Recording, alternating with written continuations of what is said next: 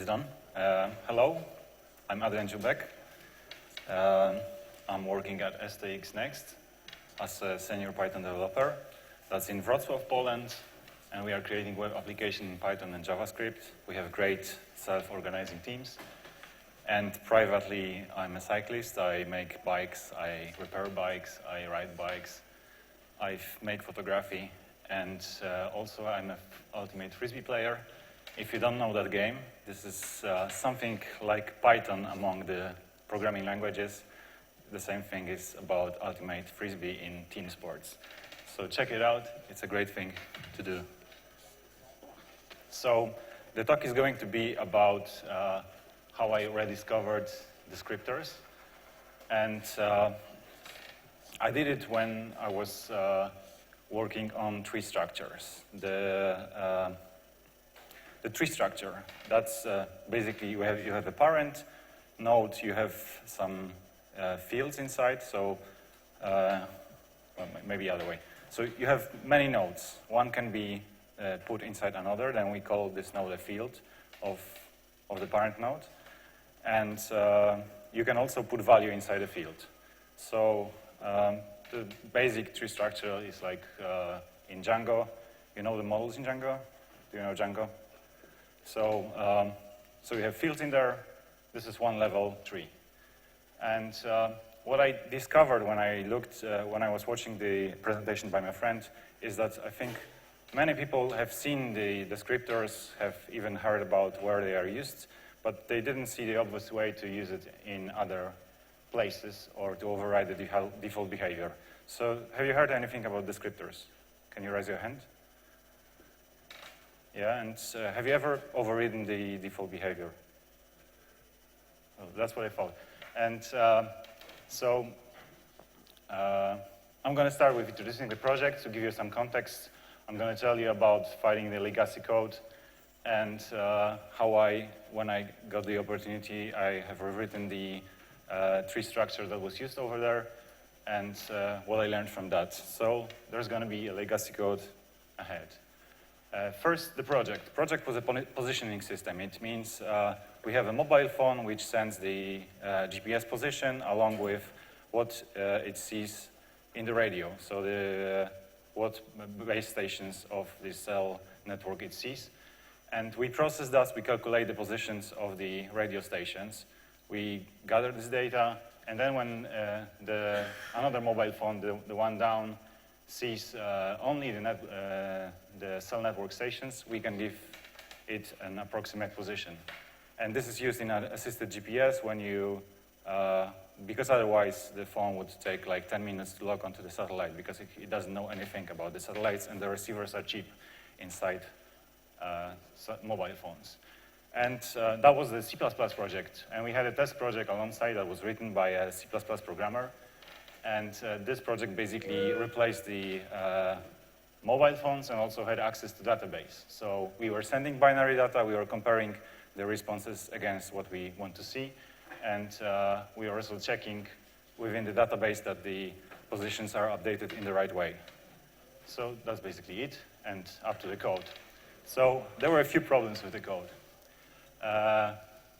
We had start imports because the C++ programmer didn't know another way to deal with the modules. He wanted everything basically in the same namespace. So every package was a namespace of itself, and it was importing everything from the submodules themselves. That's the thing we didn't deal with because the project was used in other areas also. And we had a few things that I think stem out of not having introspection in C++ in such an extent as in Python. So we have repeated names. As you can see here, there are slots that protect us from assigning to the wrong name. We have an initialization where we call the base element and we tell, okay, so under these names we want such fields. And we also give those names of the fields again to the fields themselves. So that's a bit of a hassle. Then again, in the top level structure, we have all the functions defined in such a way that they are manually looking at the tree below, and they are doing the printing, the serialization, the comparing to other objects, and that doesn't have to be like this. It can be automated because we can know everything about this data structure. But there is also something very peculiar and which I would like to direct your attention to. This is the Mortal Kombat guy over here to show you. This is the call function, and the call function was used to store the value inside a field. So instead of assigning, where you would lose the field and instead had a different, you would put this simple object inside this attribute. We are calling the field, and this way we put the value inside the field, and the field is still usable with all its methods. So what happens when you have a structure like this? So you have to be very careful with references, and so having variables to collect some parts of data and then constructing it, it's rather risky. So all the test definitions were done in long chains of attribute access where the lines were copy-pasted, and it's not very usable. Also, we had another idiosyncrasy from C++ where we used the static methods within the class. So we are basically making a singleton out of a module which already is a singleton. So this is another thing that's funny here. We have some special functions that deal with some of the data, like the set version. We have those calls, as you can see, where the cat is, the second cat, that actually set the data, and that's about it. So when you think about such structure and what is your goal when you're doing such test project, I thought my goal was actually to provide for the testers. So they are the guys that are needing my work, and what I wanted to do is give them easy-to-use trees so that they can easily define the data, and that's how I imagined it. So I would not have this repetition. I would have a clear structure. I would know which element goes where, and when you look at it, because those tree structures were used everywhere. They were used in server configuration, they were used in difference reporting, they were used in feeding data, they were using feeding database. So when you look at it, this definition looks very much like an assignment. And so I thought this is the right way to go, and I thought, well, I'd like to have something like Django, where you have those fields where you can assign values, but you can still use them and call method on them. So I tried to make it like that, and the first step was to use the keyword arguments. And so I added those keyword arguments into the base element, and I used them everywhere in the hierarchy below. So we have this ABC element which inherits from base element, and I have keywords there. And the second thing I did is I actually used the printing to give the differences. So I used the diff library to give the reporting to the tester, and this way you didn't have to walk the tree for difference reporting. But again, this Mortal Kombat guy shows you the place where there is something interesting happening. So in the init, we call the get attr on the item, and then we call it with the value to set up the value. And so we have this cooperation between the call in the parent, which is the init one, and the call in the child, which is the call one, which intercepts the value and puts it inside. And so that was the first thing, and pretty soon another protocol came, and I didn't have to deal with the rest, especially because other testers were also using it, not only my team. So what I left there was the start imports. I left the repetition when defining the data. I left the serialization because it was using some C plugin, and I said because the other projects were using it.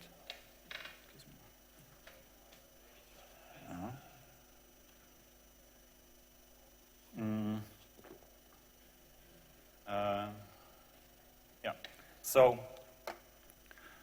next time I had a chance, I took the opportunity to actually implement those data structures anew, because we had a new protocol to implement. And And again, I was looking at Django and I thought, well, maybe not only the initialization can be dealt with, but also like assigning the values to the attributes. So when I assign, I want the value to get into the field, and I want the field to be usable still. And so the first straightforward way, as I've seen it, was to use the setAttr, in which I have overridden the default behavior, and I redirected the assignment to the assign method. And so in this place, I use so the setAttr is used in the parent when you access the attribute, and then this assignment is redirected to the child, and this child is dealing with putting this attribute in the right place in the field, and also putting the other fields that can be in the subtree. So I actually had this in 2 separate classes, but I couldn't fit that in here. So this class is basically both the parent and the node. So each node has this ability to intercept the assignment, and each node has this ability to take care of it when it's a child. And so we are taking care of the value, and we are taking care of the subfields that are in the child. And another thing I took from Django, I have stolen it, it was the creation counter, which let me get rid of the repeating the names in the slots. So we have a creation counter, we copy it from the class into the instance, and this way we can easily sort the stuff. Because as you go, when you call those classes, instantiate those fields, they each get a creation counter in the sequence like the lines go in the file. And so it was almost there. It happened to be that actually I invented something like a data descriptors, but data descriptors just go in a different way. So I have overridden the setAttr magic method, and I called assign. And what the data descriptors do, they actually have this mechanism within the get attribute, and they use set for setting the value inside the child. So those two being setAttr and assign change the functionality, and I put them instead.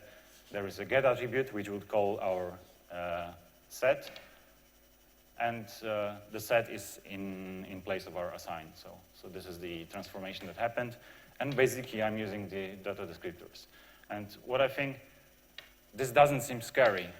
I think people get scared because they see this code tree and think, oh my God, this must be complicated. I don't know why is it here. And this is complicated because this is actually few things mixed up together. There is inheritance here, there is descriptors, and there is data descriptors.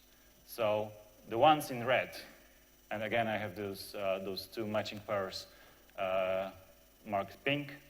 So there is a parent call and there is a child call, and the red ones are the data descriptors. So we are basically checking within the class, because we have to do it before we access the field of the instance. And if there is a get and set, we call set, and the set is doing our work. And now the green part is basically an inheritance chain. So we take care that we take stuff from the instance, and in case that it's not in the instance, we take care to take it out of the class. And if we take it from there, we check again if there is a get method so that we can override the behavior. And at the end, the white one is a fallback which you can use and which is also quite fine to define something like a default dictionary with attributes. When there is an attribute missing, you just you can override the behavior. What happens when you get no such attribute? And in the default, that's attribute error that you get. And so after you have done all of this, and then you make a structure all inheriting from this base element, you can do things like put some fields in there to give you the ranges for the validation, put some fields to give you default values. And all this is saved from writing when you are defining data. So this is a type definition. I had actually two kinds of, the first split was between the structure and the atom. So the structure was dealing with copying the fields. The atom was dealing with copying the value within the field. So the structure was basically like a subtree. The atom was like a single element. Within the structure also had lists, and then you simply define the data, say something about the max value, and when you have a uint, then for example you inherit it from int and add the minimum value of 0, and so on and so on. And this becomes more readable. But the most important thing is that you actually get this kind of use. Let's look at the lower part. And you have this ABC element, which has a version, and this has a minor field. So we want to change this minor field, and we don't have to call it, so it doesn't look strange. But when you assign to it, you still can validate it, you can serialize it, and this way you move all the logic down with the structure. So you only care about what this particular field is doing in respect to serializing, and then the field above is calling this field to get the serialized data and then construct the bigger parts. So this way you can spread the functionality, and actually in most cases you don't have to write it again in the fields, in those small atoms over there. And so the descriptors are basically that. They are overriding the access to the attribute. And this gives us the possibility to put it somewhere else, to put the thing that we are calling it with, like the assignment, somewhere else, and then still use the magic field that has some properties and methods to be called. And as a bonus in this project, the structure started looking so easy that I was actually able to redefine the printing in such a way that I was able to print those structures onto the screen. So from the previous situation on the right, where we had a different way of printing and a different way of defining data, we came to the situation that the printing and defining was basically the same, and so we could do regression testings within the project. And the testers got a really big performance boost on that because they were able to copy the structure from the screen and just put it in place, modify some things, and test regressively. So, and that's about it. So I think the moral of this story is that you can prove anything with a contrived example. And I like how how Joel Spolsky put it. And I also seen it in the morning on some other talk that there is this Pareto principle. And I've wanted to say that too, that you should actually, when you're doing something, you should choose the most bang for the buck and try to not get into rewriting stuff until you get to new features, because it doesn't bring business value. And as I did the new solutions on new features, so if it's broken, don't fix it. Do you have any questions?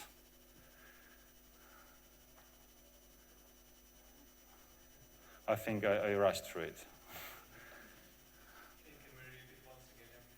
Yeah. Yeah, I think I still have time. So the story is, first, I took care of the low-hanging fruit, and I put the keyword arguments in there to initialize the value. And then I realized that when you look at the data, it looks pretty much like an assignment. And I wanted this assignment to not only be used in the initialization, but also to be able to assign again to that data structure. So when constructing data structure, I could have some definition, but then I could copy the data structure and then assign again and modify it for some other test. So have some basic template and modify it later. And this led me to try to override the assignment, which is basically attribute access plus the assignment. And I tried to do that with the set and assign, and this worked. But then I realized that actually those things are already there. So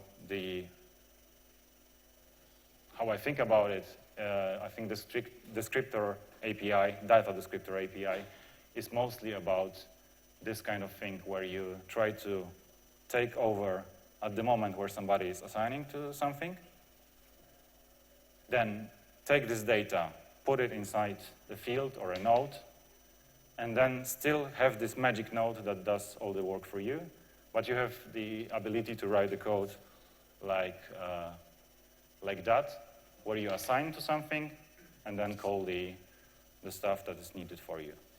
And it led me to thinking that the descriptors are not very much the big call graph over here, but this is only the red part, which checks if the methods are there and calls them if they are there. So this is the default behavior of the get attribute stuff, get attribute method in Python. And I thought I'd like to share it. Quick question, please. You had mentioned that you had created these classes based on structures, I guess. And are the structures based on C structs? Like, are you? No, I just called those subtrees, which contained other fields, which could be also subtrees, struct. So I built a class hierarchy, so I didn't have to re-implement the stuff that would be common, for example, to integers, to numbers, to booleans, and so these are the atoms. And for the structures, by that I mean lists, trees, and so here I'm actually showing something that is there's a mix of the two, because I'm copying over here. I'm copying value, that's what the atom does, and I'm copying fields, because I didn't have space and I didn't want to complicate it. So I wanted to say that there is a node, you can put a value in it, but you can also have subfields. And those subfields can again be a node, you can put a value there, you can put subfields, and this way you build a tree from that. Did your changes have any impact on the performance of the code? As I said, I think it had a big impact on the performance of the team by means of this one, where they could actually copy-paste the data from the screen. And I think that was the biggest thing. From the other stuff, I had also changed the comparator. So where you had the two structures, normally it was walking down the tree and trying to compare each of them, and then said, okay, this is different from that one, but maybe even didn't give the value. So I changed it to such way that I actually used the printer. I printed the both structures, and then put a div on that, and removed all the non-differing lines from the div, which I don't show there, actually. And this is a div I copied from the code. So these were, I think, the two biggest improvements. The other improvement was about the configuration, but this was a bit different tree. So I think it's not related. Do you think the walk is over here, or do you have other ideas to? Well, I no longer work at the company. So right now I'm doing web development at STX, and this is a much better line of work. And I think we have a refined process with we have almost 100% coverage. We have VMs to run the stuff. We have a working Scrum, and I think I'm not going back over there to fix that stuff.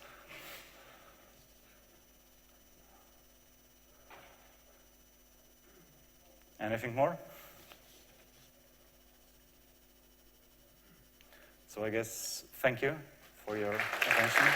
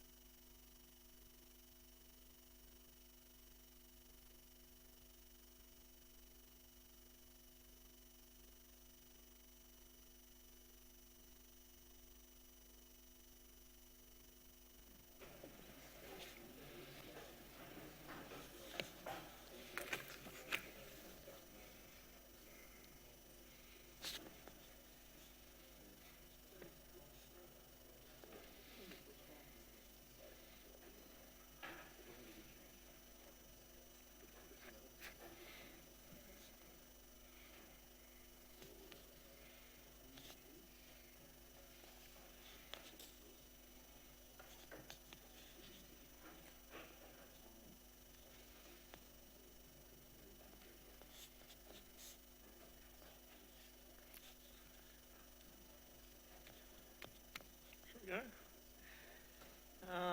Is anyone else showing up? Cool. Okay, I think we'll start, and if anyone's late, screw 'em. Hello. I am Amber Brown, commonly known as Hawk Owl on the internet. Here is my Twitter and my website. So I have quality Twitter posts.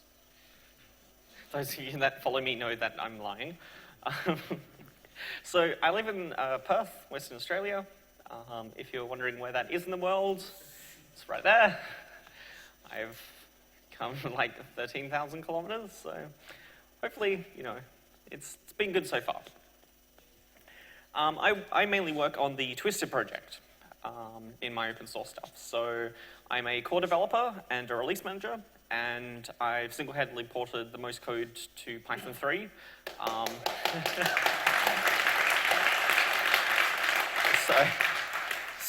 I've personally had a hand in porting about 40,000 lines of code, which is about 20 to 25% of Twisted's code base, as well as some auxiliary things and some things that use Twisted. So this is pretty much, how it is when I'm working on it. So, and I'm here today because of my work, which is Crossbar.io. We do WebSocket routers and WebSocket RPC and stuff for your browsers and all of that. So I also do same sort of release management there as well, binary release management, and more porting to Python 3, as well as Web API and REST integration into Crossbar.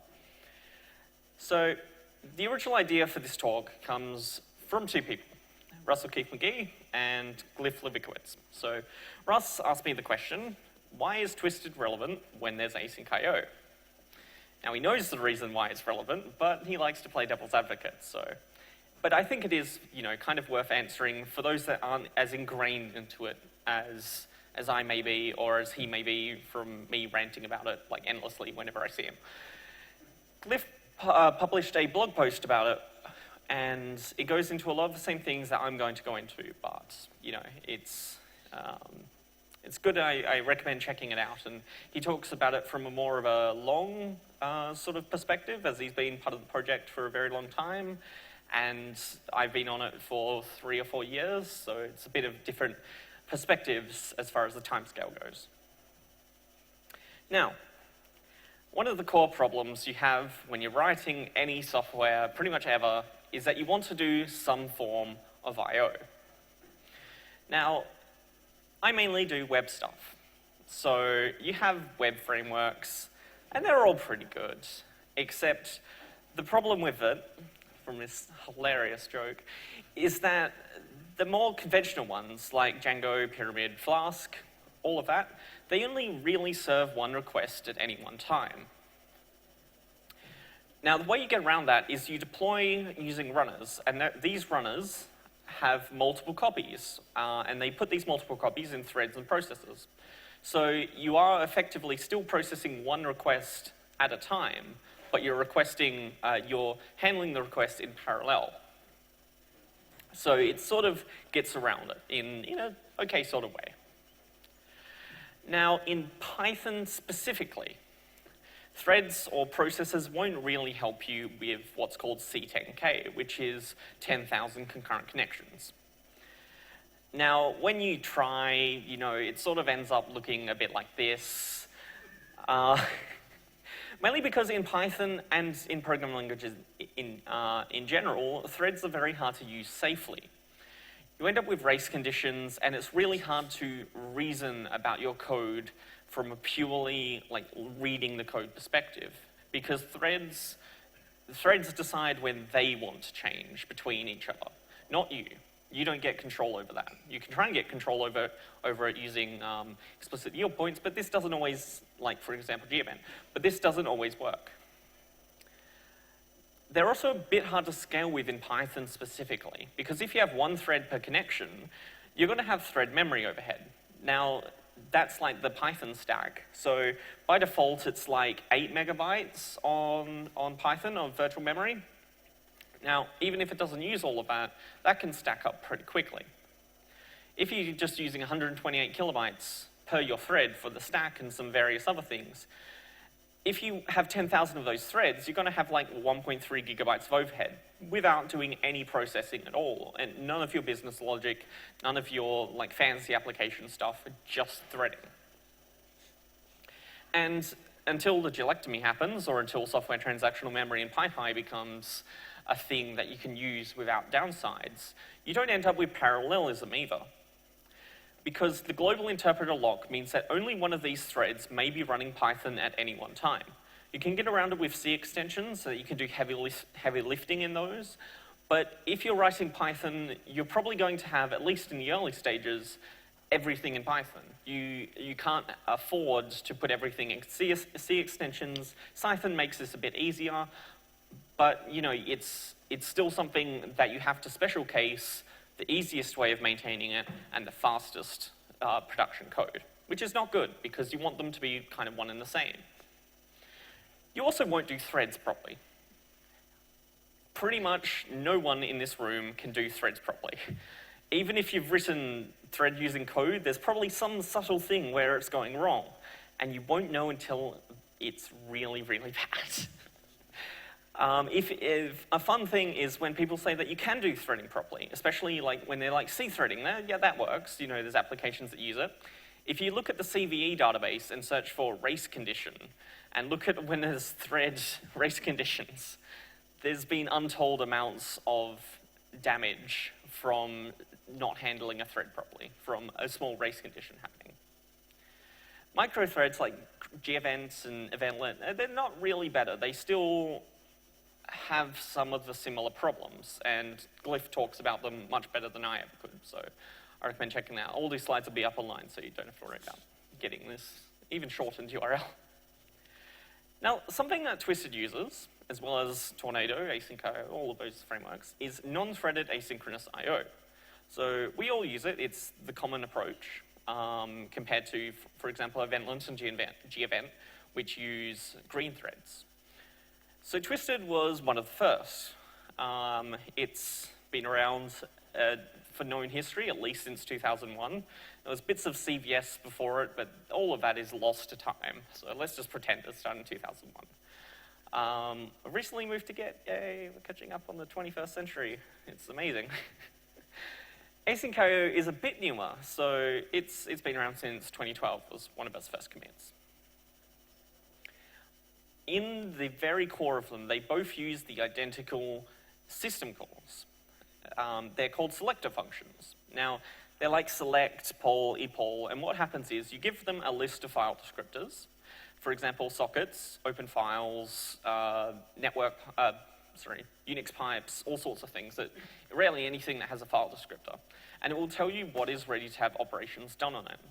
The most common ones of these are reading and writing, because you will have, for example, you won't be able to read anything if the client hasn't sent you anything. You won't be able to write anything if the send buffer is completely full. So these selector functions tell you when you can do these things without blocking. So you can tell it to do it, and it'll cache it there, and it won't take an indeterminate amount of time. Now, selector loops can quite easily handle thousands and thousands and thousands of open sockets and events per second. So for example here, this is just on my Mac. It can support C10K on my Mac with just making ulimit so it can accept 10,000 connections, and it works fine with not really that much CPU load. So it is something that you can do on commodity hardware. You can do it on, you know, a standard laptop. You might want to have a bit more of a beefy machine if you're serving actually 10,000 concurrent real people all doing real work. But it's not a problem to handle that many connections. You can, with these selector loops and these selector frameworks like Async.io and Twisted, you can just do it. You don't need to worry about having things in C or that to handle that many connections. Generally what happens is that data is channeled through a transport. So for example, a TCP connection, a UDP datagram, a Unix socket, a file, or anything, to a protocol implementation. So a protocol implementation is a thing that actually takes the bytes and transforms that into something useful. For example, HTTP. It goes from a series of random bytes on the wire with whatever data and content might be there. And then the HTTP protocol will actually parse that into something you can interact with. Now, in these frameworks, sending data is queued until the network is ready, because if you're trying to send a 1 megabyte file and you've only got a 512 kbit uplink, it's going to be quite a few cycles until it can send all of that data down on the network. And nothing blocks, because it waits until things can be done, and then it just says, you know, while I'm waiting for this, you can serve all these other connections. I don't care. So the thing that uses these selector loops, the thing that uses the selector functions are called I/O loops, or in Twisted parlance, reactors, named after the reactor pattern, because data coming in is events and you react to it. The great thing about it is that you end up with much higher density per core. Now, that C10K demo thing that I screenshotted there, that was only using one core. That wasn't using multiple threads or multiple cores. That was just a single CPU. You also don't need to have threads around, so it works on things that don't support threads, and it also works on, it also means that you don't have to have the thread overhead. You still end up with no parallelism, because you're still only one CPU and one thread, but you end up with concurrency. You can handle multiple requests at once, because when you can't continue serving one request, you yield and let the loop handle the next one. The best case for it are the sort of applications that a lot of us are writing today. So they do a lot of I/O. For example, sending stuff down the network. For example, on Twitter, you don't really do a lot of CPU-intensive stuff. You maybe send some pictures and send some text and mainly wait for the database to come back with that, or for the client to send you some information, or all of that sort of thing. So because you're not using a lot of CPU per connection, you can hold 10,000, 20,000, as many as you want, really, as much as you have RAM for, as much as your I/O loop can handle in 1 second. It also works really well when you have high latency clients, because clients might take an indeterminate amount of time to respond. Now, if you have 10 threads, and each one is serving a client that is uploading a picture, and the client suddenly decides to not send you any data for 500 milliseconds, that thread is being occupied for 500 milliseconds doing nothing, but it's still blocked and still waiting for data to come. And nowadays, you're probably waiting on either the client to send you information or the database to give you information. Generally, most web applications nowadays are thin layers on top of databases and on top of sort of task management systems like Celery that actually go and do the hard processing on specialized like data farms or on other boxes, not your web servers. Some of the implementations come with some nice abstractions so that you don't have to handle all of this like directly. The most common one is that they provide an object, and that object is a stand-in for some result in the future, and a way of telling you when that result has happened. Now, future in async I/O is one of these. Twisted uses deferreds. They are very much the same. They have slightly different ways of operating, but they both have the core concept, a thing that you can pass around when you don't actually have a result yet. For example, a deferred, if you want to, you have a deferred, which is an empty thing, it does not have a result yet. You tell it that you want to print when it calls back with a result, and then you call it back with a result. So now the deferred has a value, and it works through the callback chain. Futures work very much the same. You have a future, which is empty, and then you add a callback to it, and then you set a result on it. Now, they're two different ways of saying it. You have callback here, and you have set result there, but they're pretty much identical. Apart from one little thing. Deferreds run callbacks as soon as they're able to, so they'll run it synchronously and won't yield to the I/O loop. But futures will schedule a callback to happen on the next I/O loop, which is a bit fairer scheduling. That's pretty much the core difference. Here's water. That's great. So, if we've got Twisted, why do we need a new solution? Why do we need async I/O? Well, in 2012, it was kind of a bit of a mess, as far as Python dev was concerned. G-events and Eventlet weren't ported yet, so that only happened this year, I believe, so it's been quite a while coming. Not much of Twisted was ported, so you couldn't really build any real applications on Twisted on Python 3. Most of Tornado had been ported though, so you could write it if you were using that, but Tornado is slightly less used than like Gevent and Twist and all of that. So one of the major ones was ported, but it doesn't cover everyone. Elsewhere, Node.js was completely exploding in popularity. Everyone was using it. Like PayPal was like, yeah, let's port everything to it. And everything was sort of happening very fast over there. And async await landed in .NET 4.5. So it was sort of a nicer way of doing this sort of asynchronous stuff. Now, Node.js is quite similar to async.io and Twisted. It has the same event loop at its core. It uses libuv, which is a layer on top of all of those selector functions.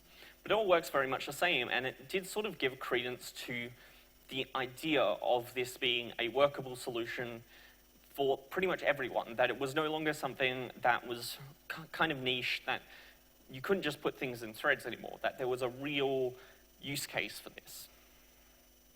Python 3 adoption was kind of getting there. You know, it's always taken a while for Python 3 to get massive adoption. But there wasn't really anything that was sort of Python 3's cool thing. There wasn't anything that you could really look at because there wasn't typing yet. There wasn't any async IO. It was nice cleanups, but that was about it. So why async IO specifically? It was designed around coroutines. Now, coroutines in Python are a special kind of generator. So a generator is a function that it sort of suspends. So it might not have a value yet, so it suspends until it does. So kind of similar to a future and a deferred. Python 3.5 especially contains syntax that makes futures act like coroutines, and coroutines act like futures, and various other things that sort of makes them sort of work together. So for example here, if we have this code example here, it's just a loop that prints time for 5 seconds, or every second for 5 seconds. Now you'll see the special thing there. Do I have the thingy? Yeah. So the special thing here is the async def. Now that is what defines a coroutine. You also have this special keyword here called await. Now await is very much like yield is in Python 2 and Python 3, except it doesn't actually talk to the generator itself, it delegates to a subgenerator. Now it's a little bit strange how this works, but it does mean that the implementation is a lot cleaner, and it does mean that it works a lot nicer. Especially when you have async def and there's like async for, all these sorts of things were introduced in 3.5, and it made working with coroutines and working with asynchronous stuff so much easier, because all you need to do to await is just type await, and then if you can await on this, it will. So async.io.sleep1 returns a future. Now, in this coroutine, you can await on a future, and then it will wait for the results. So if, for example, I'll explain this a bit better. So what happens is this line here suspends until the future returned by async.io.sleep actually has a result. So it doesn't just keep looping, it waits for 1 second. Now, because it uses the event loop here, it doesn't actually mean that this waits 1 second. All it does is tells the reactor, in 1 second, stop suspending this feature. Like tell this feature that it has a result in 1 second so that it will continue with the loop. So you don't have to worry about callbacks, you don't have to worry about all that sort of structuring of your code because it just acts kind of like your old Python code used to. It's very sort of Pythonic. Another thing that async.io was really meant to do was repair the library API fragmentation. Because you've got Twisted, you've got Tornado, you've got even Gevent, for example, all have a different way of doing things. And there shouldn't really be so many different ways of doing the same task. And if you look at the Zen of Python, there should be one and probably, and should only be one way of doing things. So this sort of hopefully was like, here's the one that is how you do it, and all these frameworks can implement it, and you don't have to do it 3 or 4 different ways, you just do it like one. Of course, we all know that XKCD comic about how there's 30 standards, we should define it under one, and now there's 31 competing standards. But, you know, this time it's kind of different. We hope. It also was meant to reduce duplication because async IO would implement the same thing that all of these selector frameworks had internally, which was the selector loop. Now, if async IO brought its own, then that means that all these other frameworks don't have to have what is essentially the same code. There can be one central one that is centrally maintained, all the bug fixes happen there, all of the knowledge can be poured into the one implementation, and you don't end up with several ones that have several small bugs or work slightly differently or have downsides. You just have one, and then it can hopefully be the best thing ever. So, does async IO replace Twisted? Well, no. They both do the same sort of thing. They have cooperative, single-threaded multitasking. They have primitives for supporting asynchronous programming, like features like deferreds and coroutines like inline callbacks and Twisted, sort of. They use the same system APIs. You know, select, poll, equal, KQ, ICP on Windows. And async IO kind of took the protocols and transports abstraction from Twisted, which separates the thing that is the wire and the thing that processes the actual bytes of the wire as two separate concepts, which is really handy if you've got things like TCP, except it's actually TCP over some other protocol, which happens. For example, I think it's like TCP over SOCKS or whatever, the old proxy sort of thing. It works a lot better if you separate them out so that the individual protocols don't have to care about what their transport is. So it has the same sort of benefits of Twisted in that regard. It's also very architecturally similar internally. If you read the Twisted reactor source code and you read the async IO event loop source code, you can see the same things being done, slightly different ways, but they're essentially doing the same thing. And it's a newer and standard API, and it's just there in Python 3.4. You don't have to pip install anything, you don't have to worry about any of that, and you just import async IO and off you go. Now, where this falls down is that Twisted is an async IO thing. And async IO itself is an async IO thing. And they're the same kind of thing, and surely you only need one of these things. So Twisted, you just replace your Twisted usage with async IO. Well, that doesn't work, because async IO is like an apple, and Twisted is a fruit salad. Twisted is, for example, much bigger. And for example, here, if you look at the amount of lines of code we have, it's a lot more. We also have a lot more comments, which I like. So if you remove the tests and then you just do the pure implementation, it's like 10 times bigger.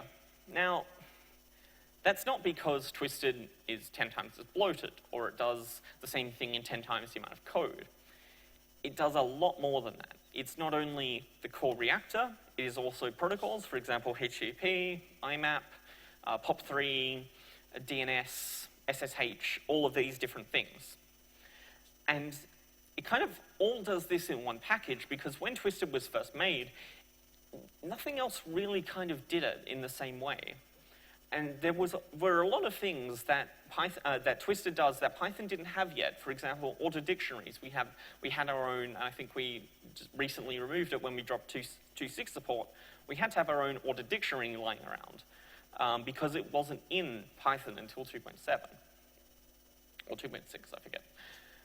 And one big package was very much easier to distribute in the early days of Python. You didn't have pip, you didn't have PyPI that worked as well as it did. And even if you did have PyPI, it was down every 20 minutes. And it wasn't a good time. So if you just had one package, it was a lot easier to use and a lot easier to install because it was just that one thing. And it also came with basically everything you needed, batteries included, more or less.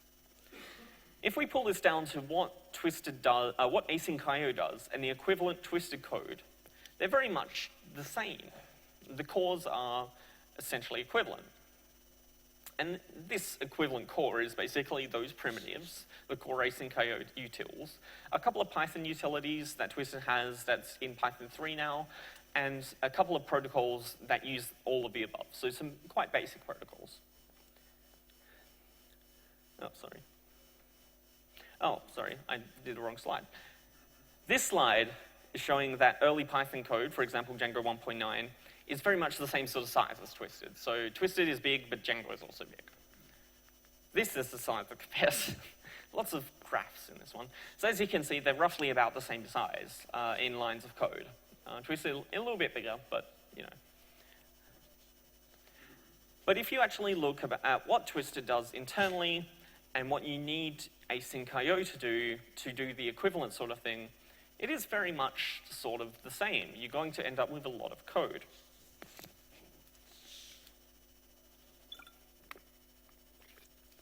So some people say, you know, async IO isn't bloated. Twisted is bloated. Look how big it is. Look at all of the code. It's very big and bloated. Well, no, we just do stuff.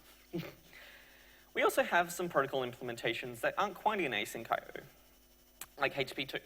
I don't think that's in AO HP2 yet. There might be one or two, but Twisted has it like nearly first-class support for it, for example.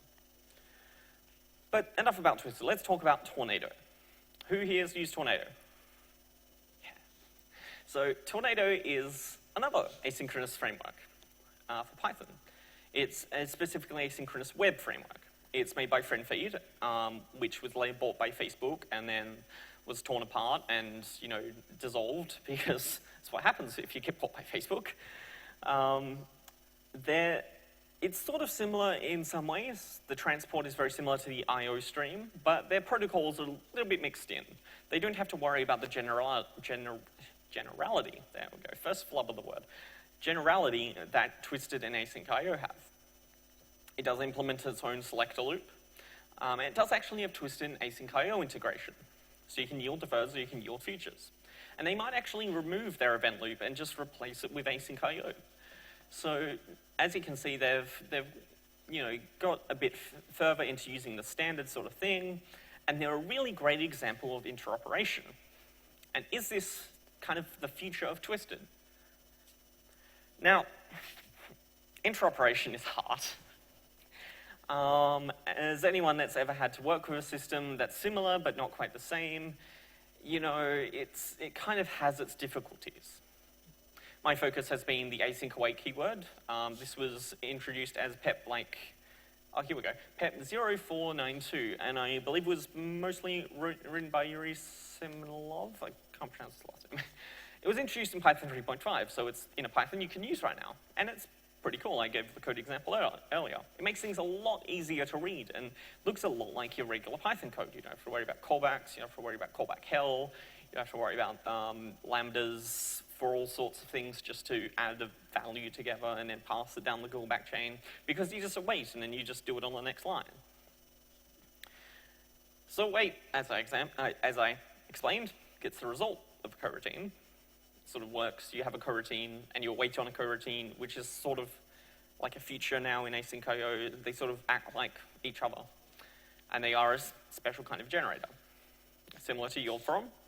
It delegates to a sub-generator, and it lets you have asynchronous code executed in a synchronous style, which is the main draw to it.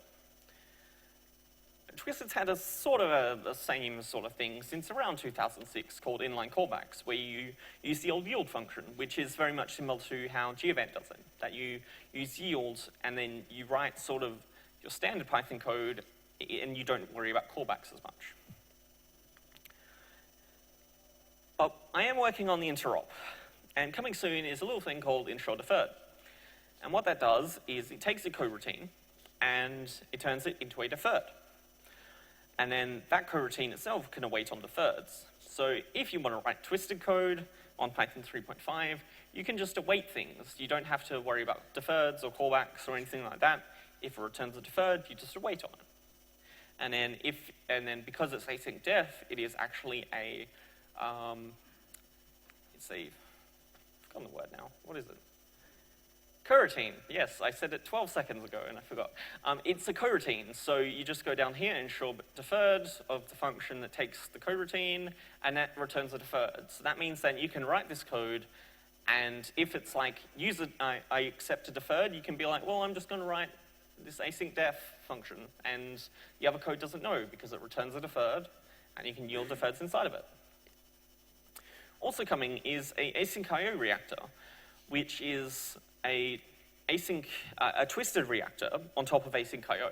So sort of replacing those twisted internals with async.io in the sort of original idea of what was supposed to happen.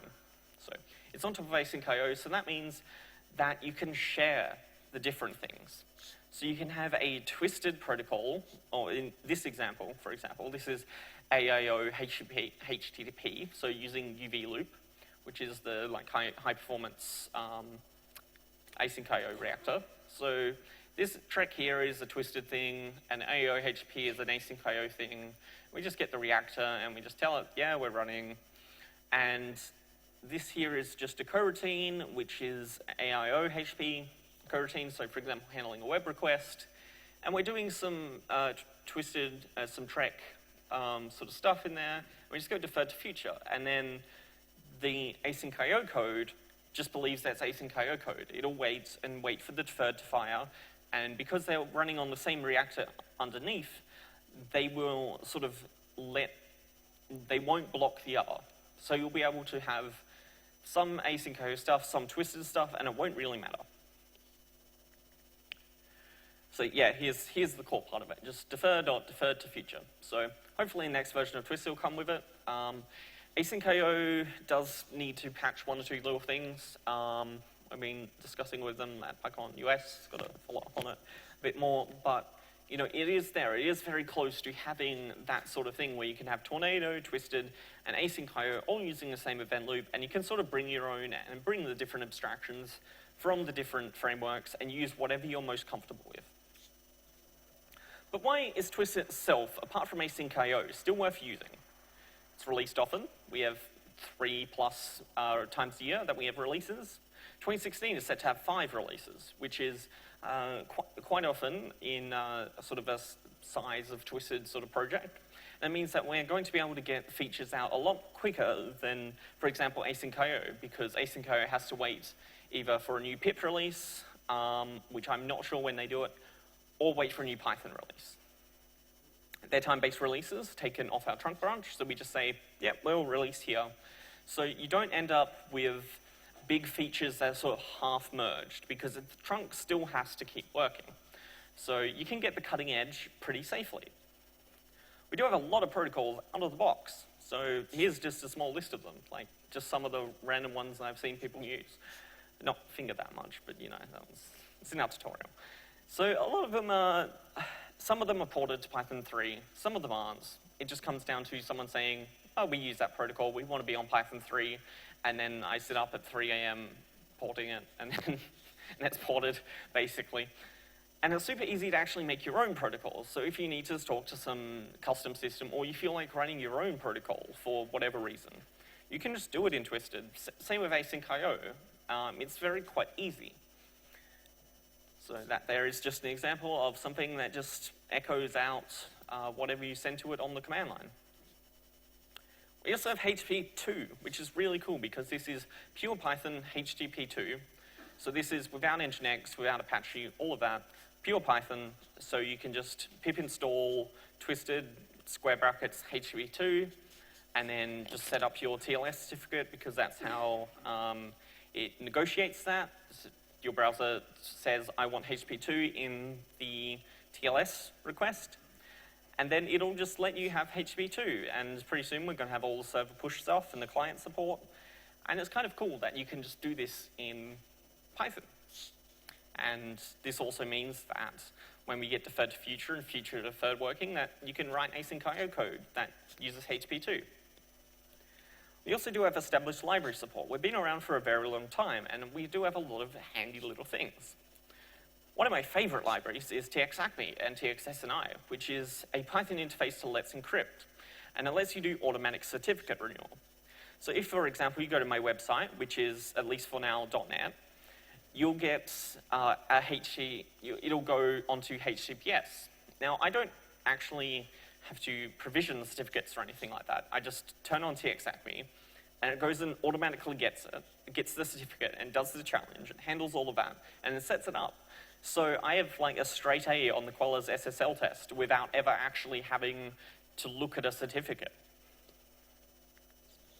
There's Hendrix, which is like a whiskey runner, which uses Twisted, lets you do WebSockets and TLS and run Twisted code inside your blocking like Django or Flask or whatever code. So it's a pretty cool project.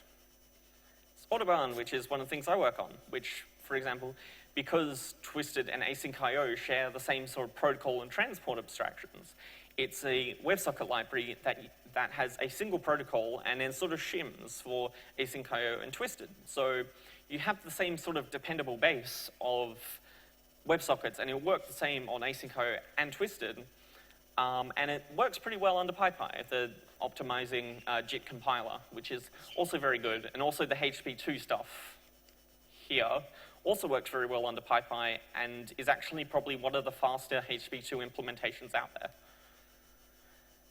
We're also a very dependable base because we try not to break your code. Now, as some people that have been on the receiving end of my releases may know, we don't always do this, but Twisted is a very big project and we tried not to. And that's kind of, at least half like not breaking your code. We have deprecation cycles, so we don't have 2.0, we don't have 3.0. We say that we want to get rid of the usage of this. So we're going to have a new version that does things right, and we're going to deprecate the old one. And in a year or more, sometimes depends, we'll actually just remove it. So when you upgrade from, for example, 16.3, something might be deprecated, you see the deprecation warning, you fix it, and then come by like 17.3, it's gone. So it means that we're constantly getting the new stuff and updated stuff, and it's a lot more fluid than if you have, for example, the big 2.0 release that breaks everything, and then you end up never porting. You just need to make sure you're on the latest version of Twisted, which is pretty easy because the releases are every couple of months, so they're not huge changes, they're rather small. So you can upgrade with basically impunity. You can just see that there's deprecation warnings and you run your tests against it because you have tests, don't you? Yes, you run your tests and then you can go, okay, everything is fine, and then when something does break, you're just fixing one little thing, not the entire bunch. We also have code review. Code review is sort of the thing that Twisted did, and now everyone else is doing it. So, because it's great, we have lots of automated tests, like thousands and thousands and thousands of tests. So we try and make sure that everything in our code base will work because we have a test to prove it. We're about 90%, so your code will only break like if you're using the 10%, which is actually probably stuff like, what was it? If you use the MSN support, which I removed because it sucked. I don't actually use MSN anymore. It's kind of terrible. You can also add PyPy to it because most of our tests pass. We're working on getting the last 10 or 15 tests. They're all CPython assumptions, like they're just in the garbage collector, sorry. It assumes like when it goes out of scope, it'll be immediately garbage collected. Not the case on PyPy, and we need to alter our tests for that. But we have a lot of people that run it in production. We run it in production ourselves. And the speed benefit is absolutely amazing. You can handle like twice as many TCP connections just by switching out your Python compiler.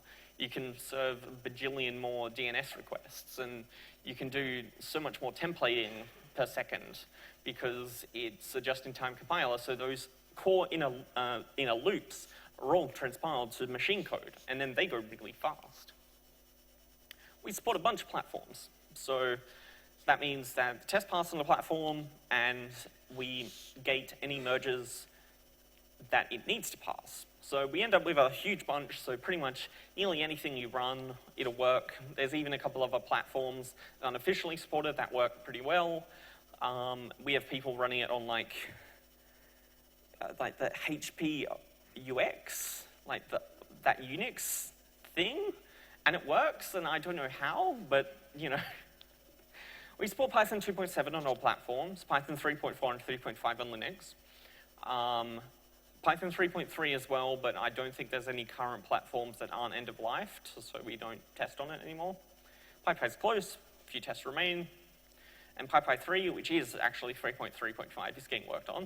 So that means that you'll be able to have your Python 3 code and also have fast code, rather than picking clean Python 3 code or fast Python 2 code. And support's coming to Windows soon for Python 3, 3.4 and 3.5, just cleaning up the last little things.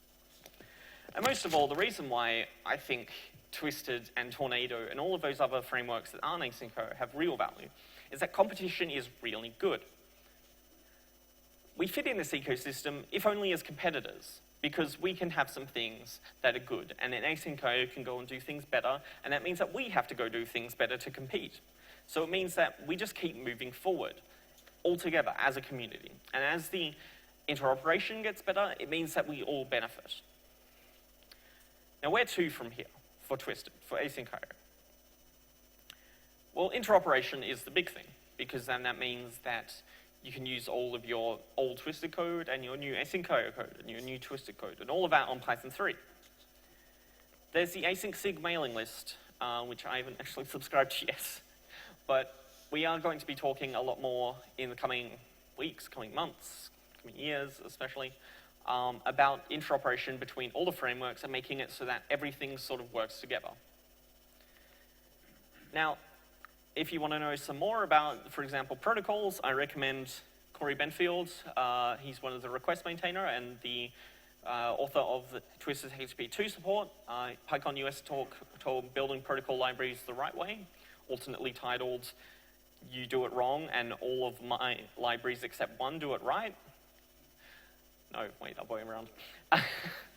And Thinking in Coroutines by Lucas Langer at PyCon US. So also a good thing about talking about how coroutines themselves work and how they especially work in this context of async IO and how they work internally, which is kind of good to know if you ever run into some issues about it.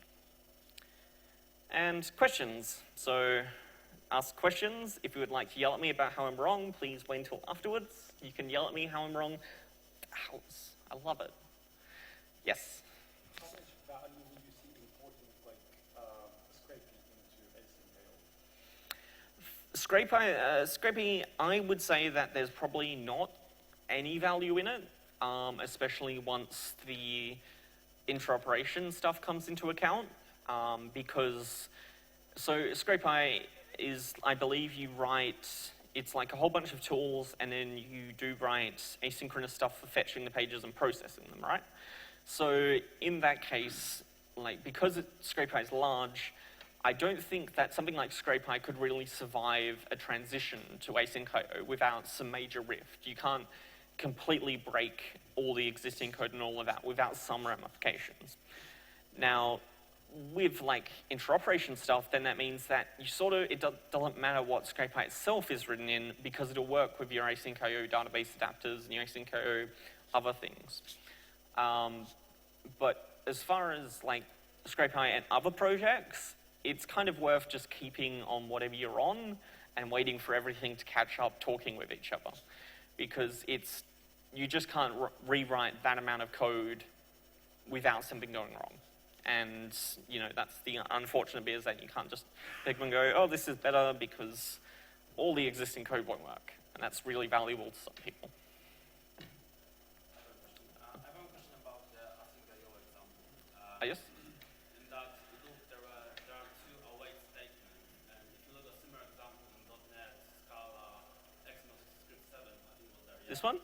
Yeah, there are usually only one await statement. I know the why questions are very hard, but do you have any idea why there are two await statements? Okay, so this await here and this await here? Yeah. Okay, so the reason is that this get here, this is actually a thing about Trex interface, is that .get will return when you have headers, and then the .content on the .get, on the thing that's returned there, will return when the entire body is fetched.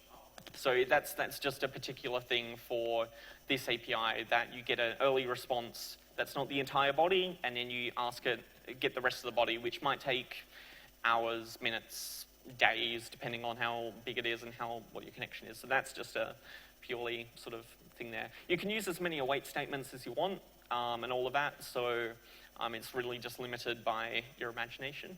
But yeah, this is sort of a interesting example showing the early interop. Like, as you can see, there's some really ugly, terrible stuff here for how AO HTTP thinks headers are and how Twisted thinks headers are, because we think ours are like lists of, yeah, it's different. But yes. Orange, yep. Yes. Maybe based on this example regarding interop. Yep. So you mentioned, and I'm not sure this is the case for the example, that you can like use twisted code and delegate it like a small, simple twisted reactor that would actually like wrap the sync-IO reactor. Is that one of the possibilities? Yeah, so that's actually up in almost up in review right now. So that's what this Twister internal async IO reactor, which is in almost review, is pretty much doing. Is that what it is that so you have the async IO event loop, and then all this here is just maps the function calls to the async IO function calls. The low-level operating system calls are async-IO. Yes, so async IO manages all that. Yep, and that's just because the interface to the reactor is very similar, but we use camel case and async IO uses not camel case, snake case, and we use different names for things. So it's just purely as a thing going presently, so that things keep working on top. But this is not out yet. This is pretty much up for review, and there exists something currently on PyPI called TX Tulip, which is just actually this, and I've just improved it a little bit to make it work on, I think, ePol a bit better, but it's been done before, so yeah. Yes? Two questions. TXIO, is it working? TXIO, so yes, that's one of the things Crossbar and Taveno, Crossbar and formerly Taveno, we actually work on. That's what we use for Crossbar and, we use it for Autobahn. So the thing about TXIO is that because Autobahn needs to work on Python 2.7, we can't really use the coroutine way of interop, which will be, sadly, Python 3.5 plus, because coroutines sort of give that little gap where we can do the compatibility. So if you need to support Python 2, TXIO is sort of good at that, but the better way, it is sort of two things. You don't want to use it too heavily because you want to do in the way of, where is it? Corey Benfield's thing.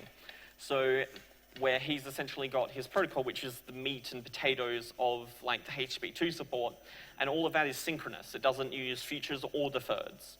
It's like a state machine, and then you have a wrapper around that handles making the futures, making the deferreds. Now, TXAO is that for Autobahn, and it's useful for some other projects, but I would say that going forward for writing new code, the coroutines way of interop will be better because it's a lot more Pythonic, while TXIO, you're sort of reduced to a common delimiter, lowest common delimiter of what futures and deferreds both do to make it work. So you don't end up using like deferreds how you would use deferreds or futures how you would use futures because you sort of have to use them both at the same time.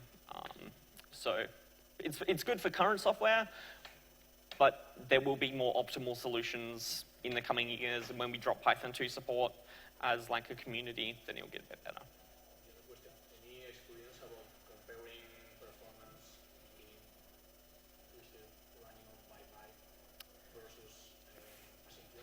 So the only competitor that Twisted on PyPy has in the async IO world is UV Loop. So where is UV Loop? Sorry, I'm jumping between these so much. So UV Loop, no, that's not UV Loop. This is UV Loop. So UV Loop here, that is the only thing that can come anywhere close to Twisted on PyPy. Now, the problem with UV Loop is that UV Loop is the core event loop is in C, but if you look at Yuri's benchmarks, it doesn't actually make something like AIO HTTP any faster because that there you're restricted by Python's interpretation. So while PyPy in that case, even if our reactor is slower, all of the actual protocol code is much, much faster. So I'd say that when PyPy 3 comes out and UV Loop gets a port to CFFI, so it works better on PyPy and other sorts of things, then you're going to have a truly fast async IO. But that's just like, it's plenty fast already, and UV Loop makes it really good for most things But Twisted and PyPy is still top of the pack as far as I'm concerned, just because the JIT works on all your protocol code as well, which is, when in real world applications, that's the bulk of the processing that's happening, not the reactor. Can I ask Tornado a question? Sure. Okay, so Tornado has the multi-process option, and I saw a lot of implementations where people just too lazy and they implement blocking calls. Mm-hmm. They just say, oh, I'm going to switch on multi-processing. Is it not better to remove that option and actually kind of teach people the proper? So the problem with multiprocessing is that multiprocessing is great. Well, as in running it in multiple processors is great in the context where you have CPU-bound workloads. So if you're doing lots of math, doing lots of things like that. So in that case, you're still going to need multiprocessing. You're still going to need, I think, Async.io has a thing in concurrent called process executor or something like that, which is sort of you run some code in a process and it returns a feature. Now that sort of thing is still going to be valuable going forward, simply because until we have true threading in Python, which although Larry Hastings' Gelectomy is coming up and I think going well, we've still got all these Python versions that won't have that, and it might not even land in Python because it might break the C API too much. So both, yes, it's good to say don't do blocking calls, because blocking networking calls are the devil and should not be done. But we also need to twist it and async and all of that, get it easier to run code in processes really easily for the sort of thing where it's not networking, where it is CPU workloads, where it's processing images or doing natural language processing and all that sort of thing. So sort of half and half is that you probably shouldn't use multiprocessing for talking to the network, but it does still have a lot of value. And we need to get better at supporting it going forward, as a sort of having one central way of doing it, which Async.io has one, but that's not two, I think. Yes. You first and then you. So.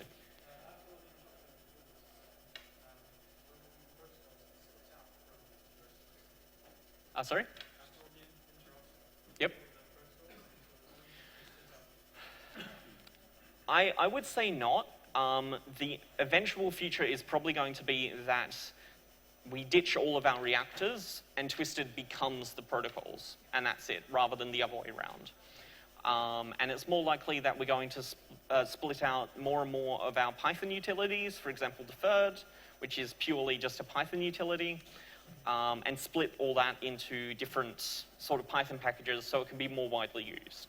So that is the sort of future I optimistically see Twisted going, is that it is essentially just a bunch of protocols for Async.io, but that's not going to happen until at least 2023, because we are giving, so with the 2020 Python 2 drop, Twisted's not subscribing to that because we could only start porting at Python 3.3. It was the first version we could realistically port code, and we want to give our users the 5 years death notice. So, once it goes, we drop 2.7 support, which is most likely in 2023, maybe longer, it depends, maybe shorter, maybe everything is ported tomorrow, and then we can just drop it tomorrow. I would say that would be, the eventual best case is that we don't have the reactor, we don't have all these utilities, we are just protocols. Thank you. Sorry, did the person? Yeah. Yep. A little louder.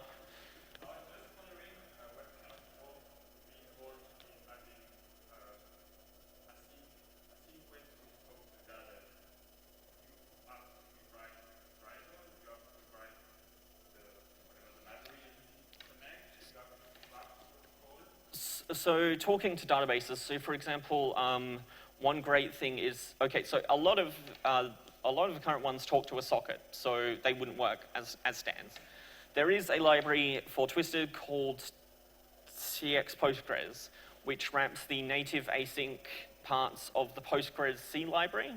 So it just uses that and does all of that, but you will ultimately need to write brand new database drivers that are natively asynchronous. So you're gonna have to write a lot of code for that.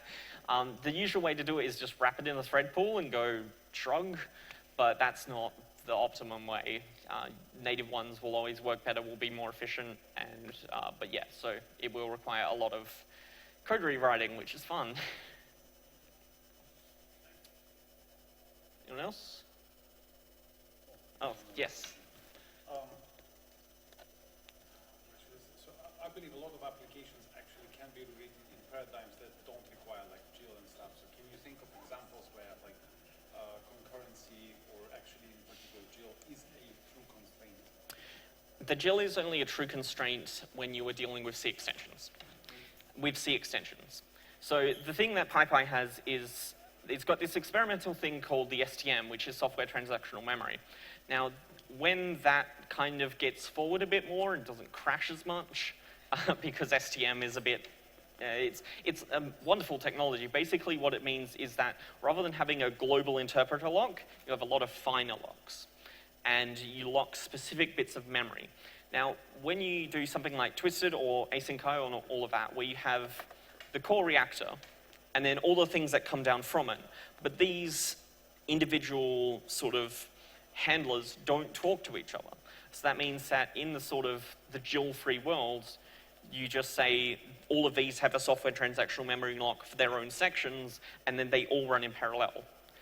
So the GIL, if you in a world where there isn't C extensions, or there's better C extensions, and you're writing Twisted and async.io and all of that, then GIL is not required, essentially, because it's just a thing that the C API needs and also prevents race conditions. That's also the other thing, while software transactional memory also prevents race conditions by having finer locking. So if one tries to talk to memory, then another one is locked, it will actually run in sequence, not parallel. So it'll work around it. So GIL is not required, basically. But it's there because everything is horrible. Anyone else? No more questions? Come on. You look like you want to ask a question. All of you I just pointed at, just I'm being general. Am I? Oh, okay. Okay, how about this? Who wants coffee? Okay. Oh.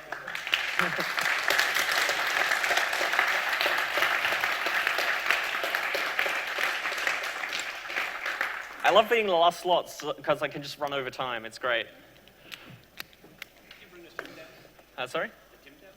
Not today. Not today. That's tomorrow. Oh, yes? Just a small suggestion. Sure. For your last slide. Yep. I would change the pop to pop with a different gun. Which one, sorry?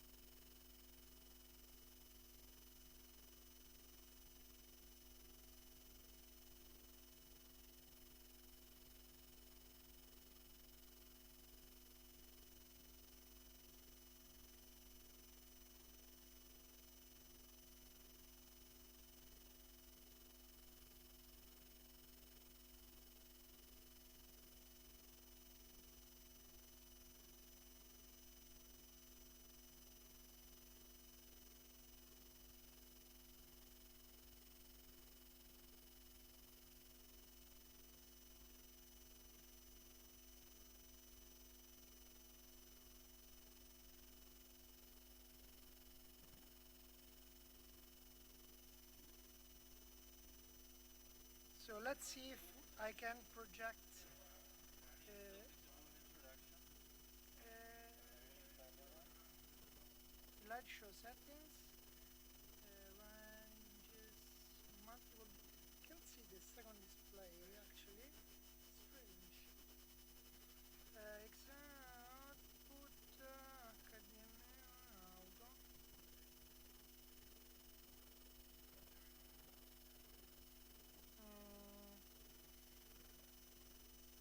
I can see the displays, but nothing is.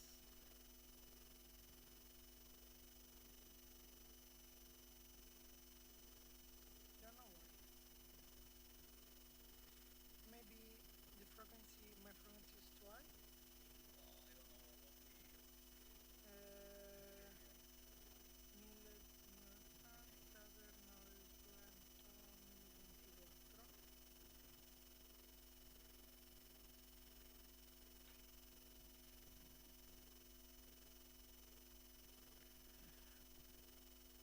Okay, while we try to fix the problem with the projector, I'm starting with the introduction. This is Roberto Poli. He's going to do the router game, and I want to especially thank you for taking the leap of faith, because this Europython we were calling for more interactivity, yeah, and there were some really brave speakers who jumped, said, yeah, let's do something interactive, not just like doing like nice, very good talks, which are like mostly unidirectional. So we said, let's engage a little bit more with the audience, learn stuff, have a little more fun, probably get to know some more people, and he came up with we think, a really great idea, and I'm really happy to introduce him, and I'm hoping this play will now work, and yes, so, no, not yet, so, nothing's happening, yes. Yes. So, okay, so please give a hand to Roberto, ready? Yeah? Yes. Yes. Hi, everybody. Smile and wave, smile and wave. Four more people. So, slideshow settings, multiple displays.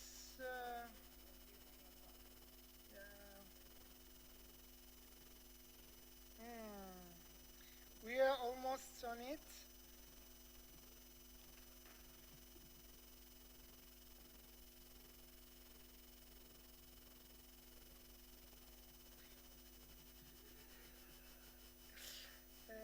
Looking for the right size.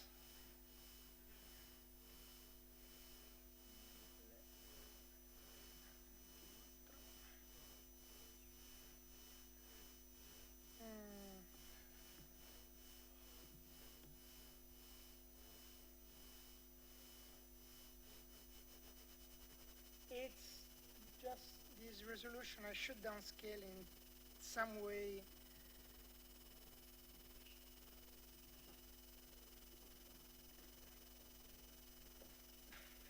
My resolution is too high for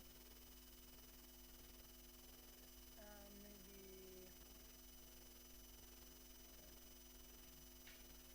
Okay, maybe I can just use this.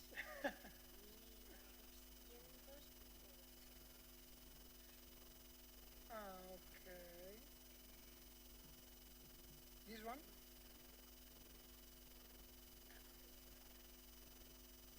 No, it doesn't. It's not supported from my.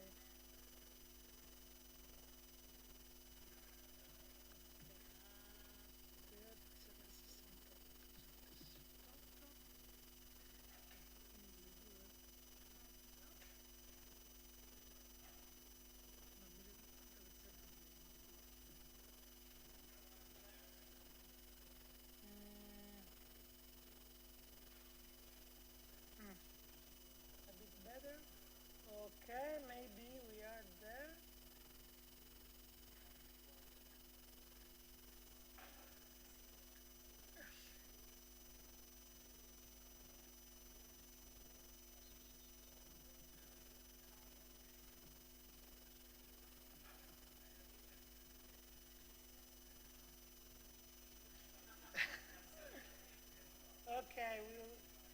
Okay, we'll make it this way.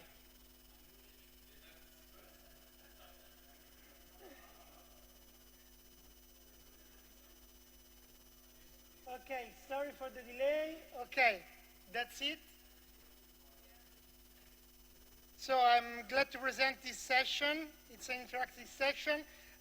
You should have some fun. I already delivered some fun while trying to mess with the resolution.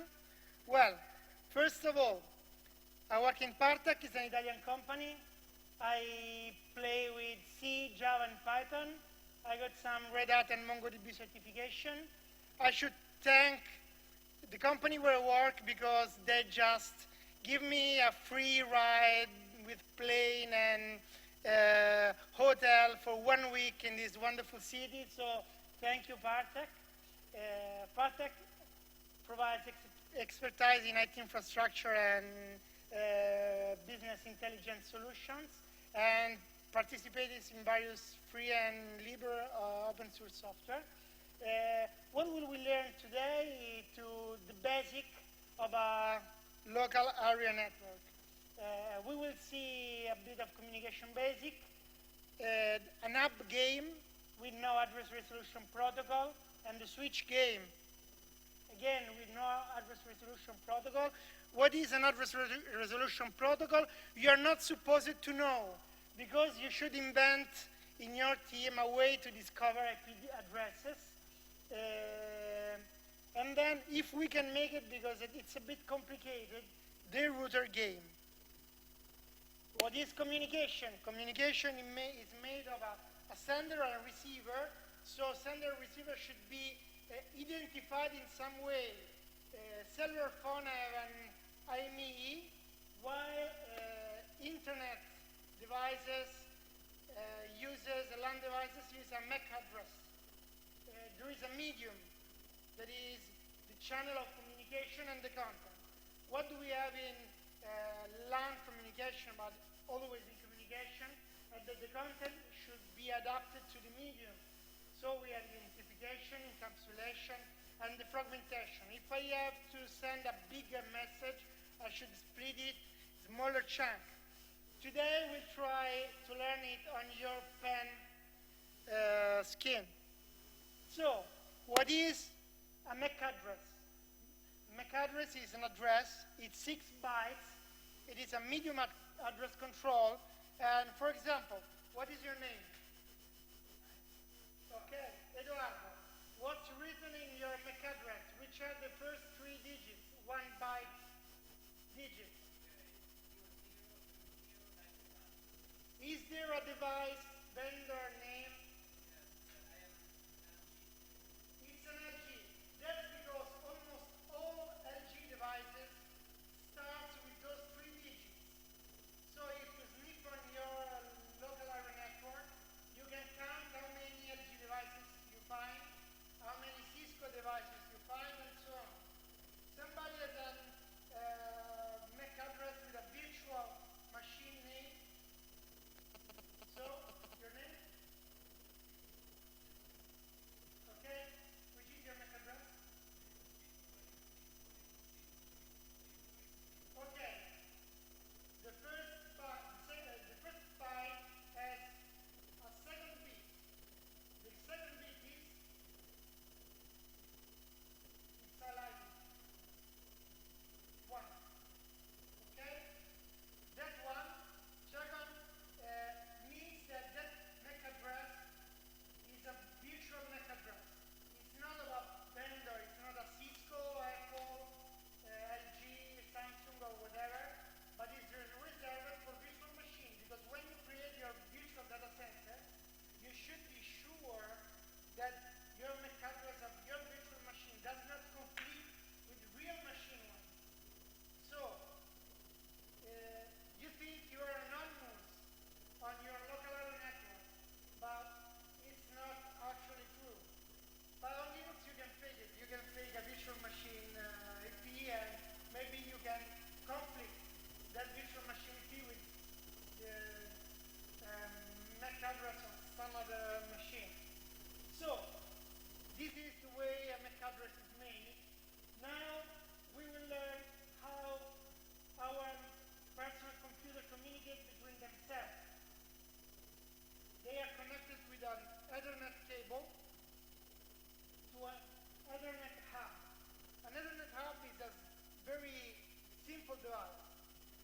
when it receives a message on one of its ports, it, with this pen, writes many copies of this message and delivers it on every other port to every other members of its infrastructure. So when the Cisco machine sends a message with another target computer, the app copies this message on all the parts and delivers to everybody. So what's going to happen now is that on every row we have 5, the people in the center is the hub. The other people are the devices. You can put your badge on the table, and the other machines links with your, no, only the hub puts the badge. The other puts the MAC address on the hub. Okay? Everybody linked it? Okay? Do you have the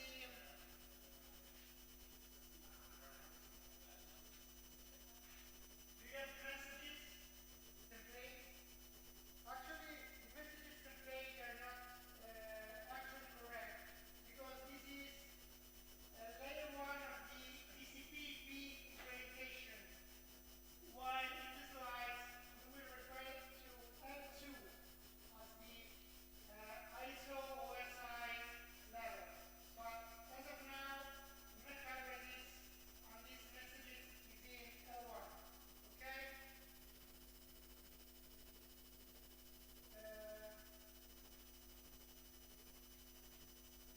Again, is the following. Starting from the first one, he will send a message, the first one will send a message to the second one. But as they are not connected, the message is delivered to the hub that makes 3 more copies and sends to everybody. Then the expected receiver, that is the second, replies to the hub that makes the copies to the other 3 people until he receives the reply. Then he starts with another message to the third one, delivered to the hub, and so on, right?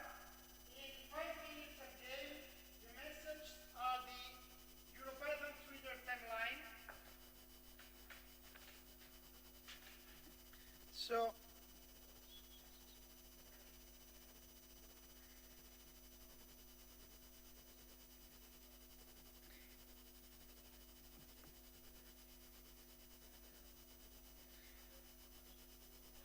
okay, so at first you should write a fantastic talk by Anatol on education and etc.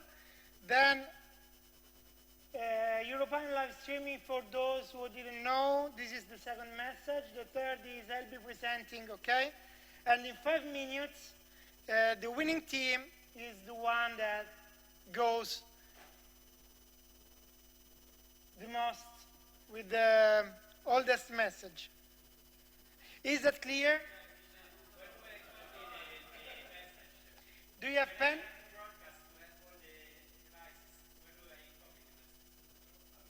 Do you have the message?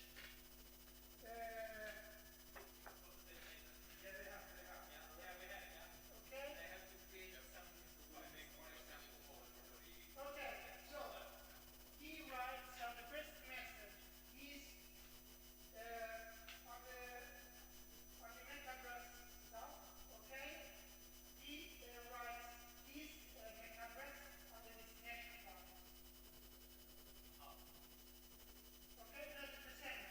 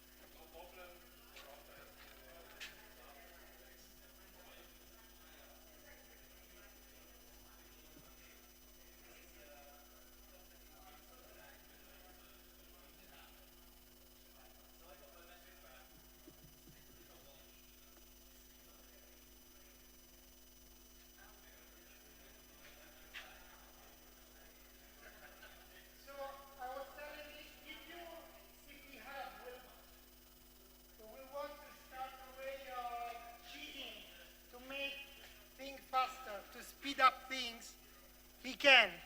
Okay?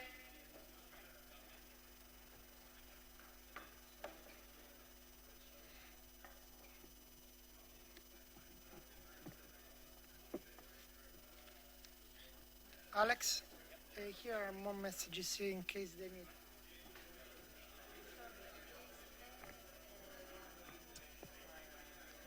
Microphone. Microphone for the streaming.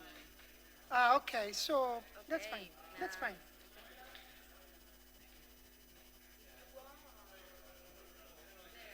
Okay. That's fine. That's fine. So, okay. Please stop. How many messages have you delivered? 1.5?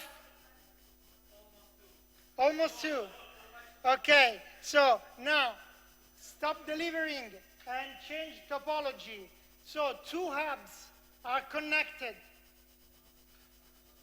Okay?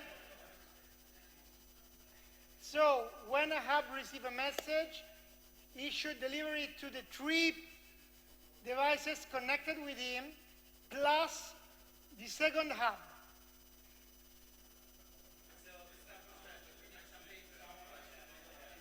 Okay? More paper is coming.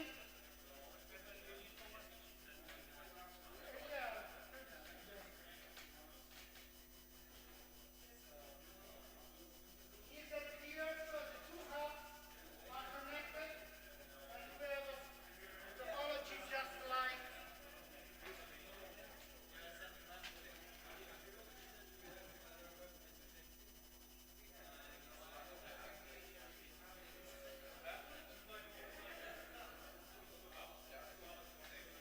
two hubs of the same team. Yeah, it's always a team. The 2 hubs of the same team are connected. So,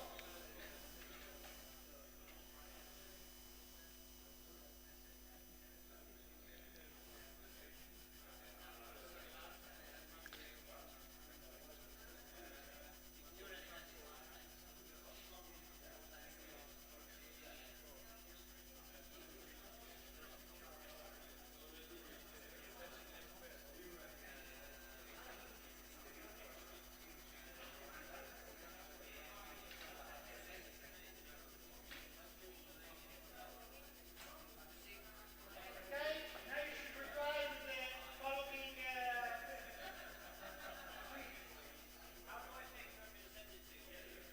You should write on the sender your MAC address, on the receiver his MAC address, and you should deliver to your hub.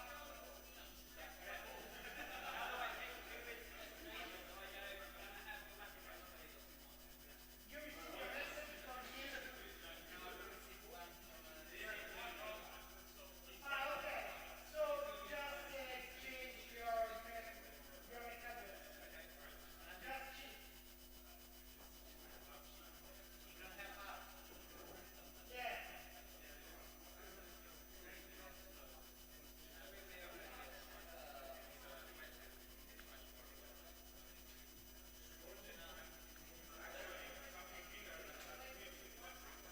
Go faster, go faster. Sit marker, go faster.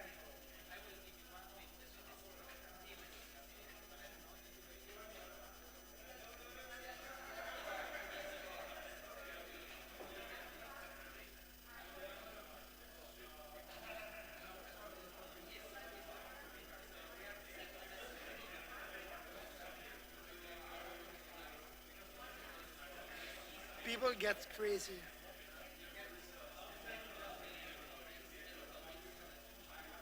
Yeah.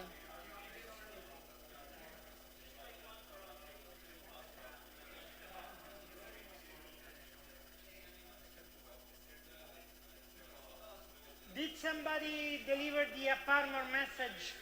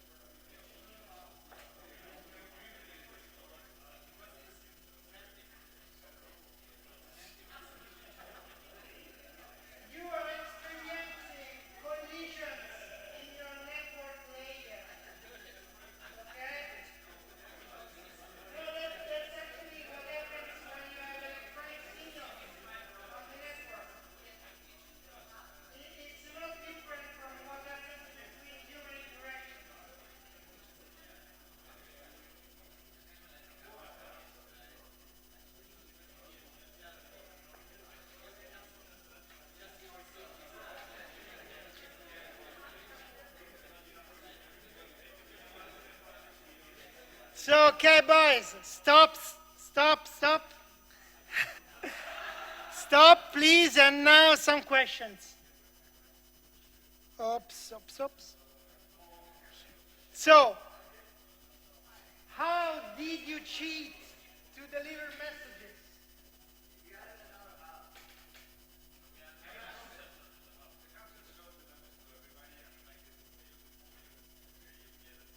Okay? Okay. Another way?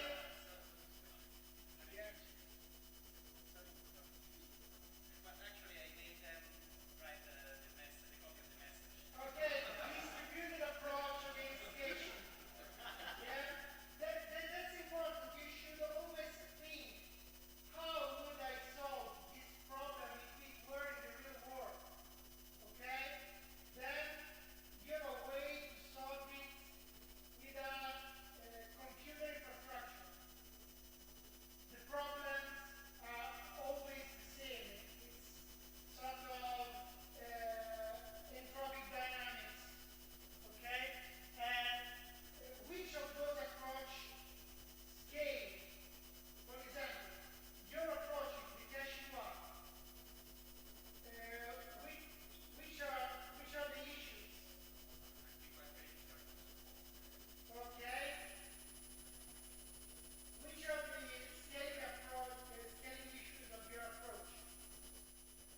I mean, it's just if you can suggest if not everybody has an answer, can answer himself. Okay.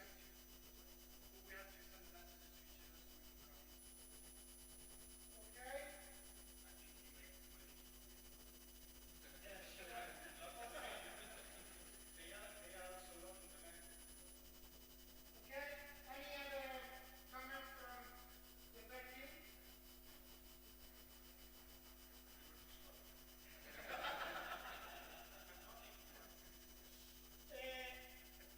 If I want to connect him with her, how would I do it?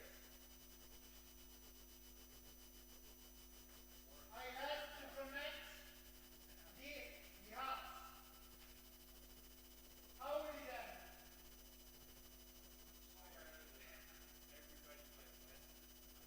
Everybody gets messages. If he wanted just to tell her something very personal,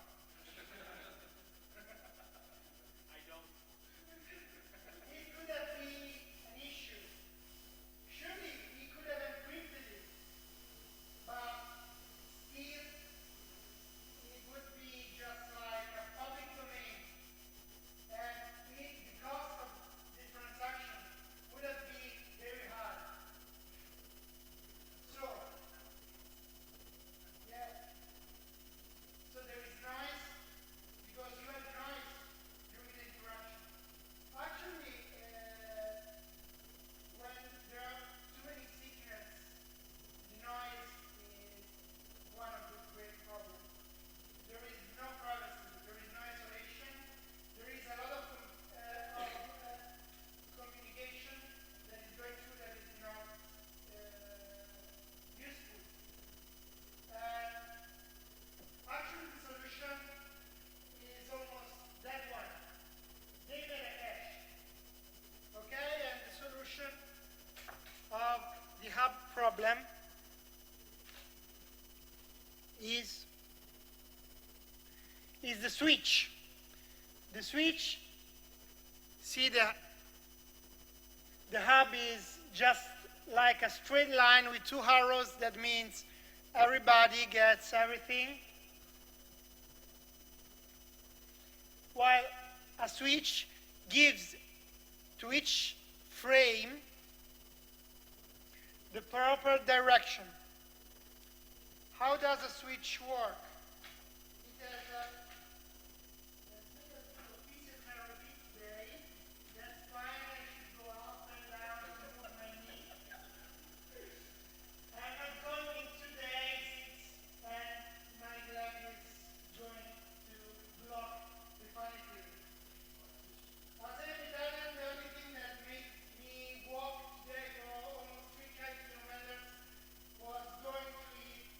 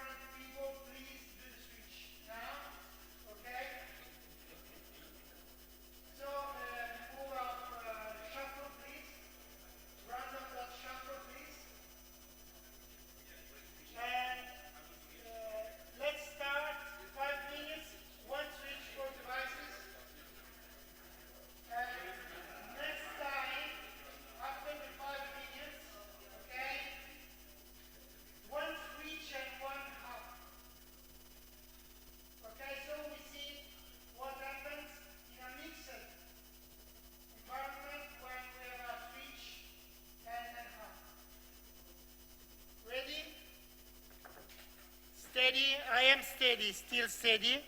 You are going to go.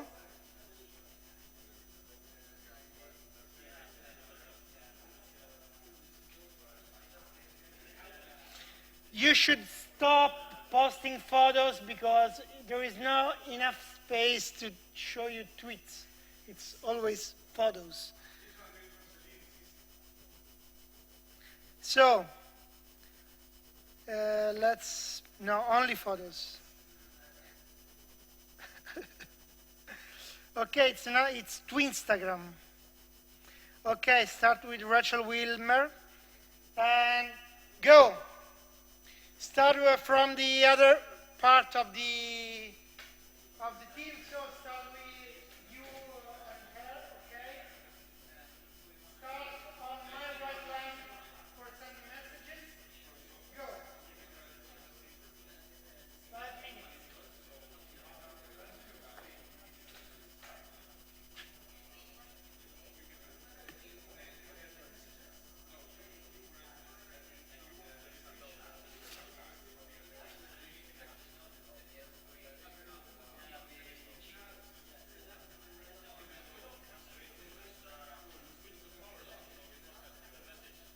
To have more fun, instead of the part, write the name of your team, of your mate.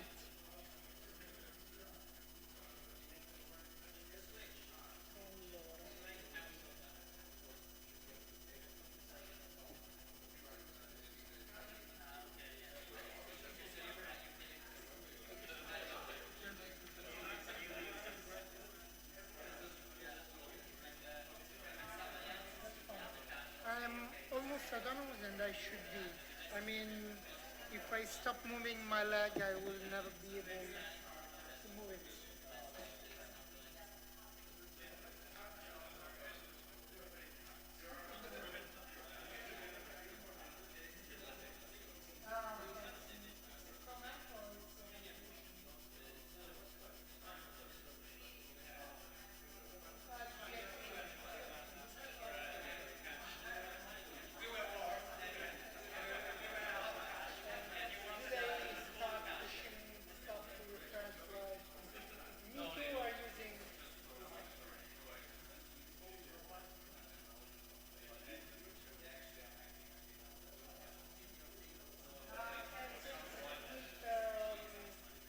Instruments.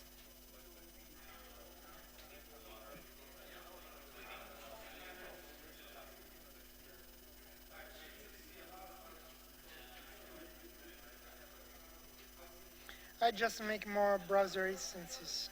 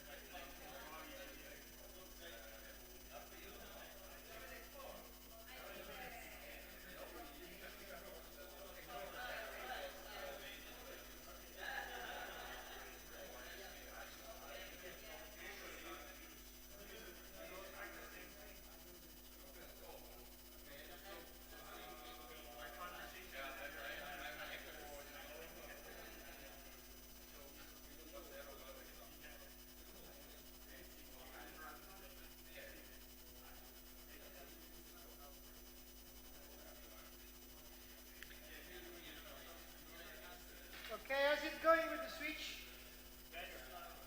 Easier?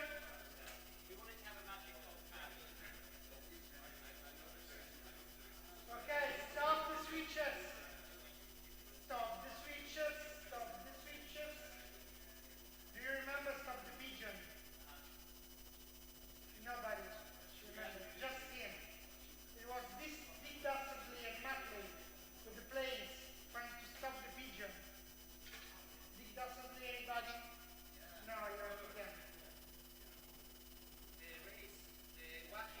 Yeah, there was even the wacky races.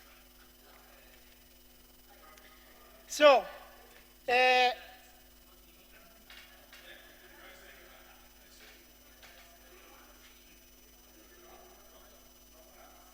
what does it happen if another people with the same MAC address try to bind to the switch?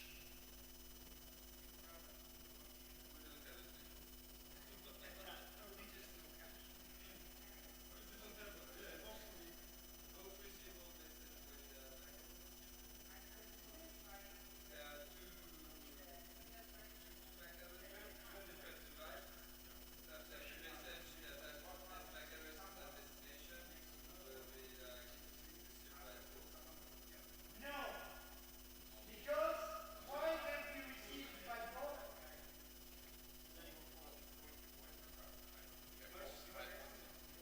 What are you compiling? What are you reading? You have a cache, and the key of the cache is the MAC address. So what happens if another method is the same MAC address appears on another part? It spoofs. He gets his message. Do you think there is any legitimate use of this kind of?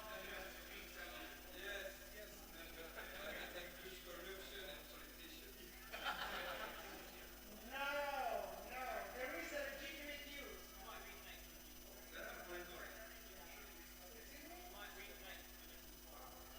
You may have connected on a different port, or network monitoring doesn't happen that way.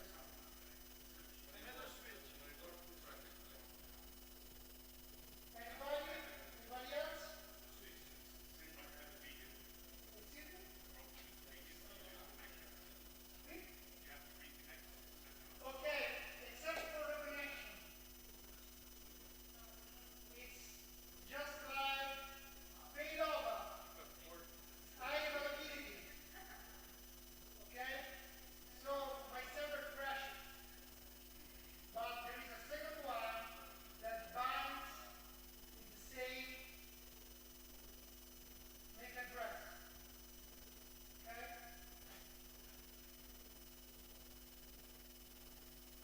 To get the traffic that was meant for the other one.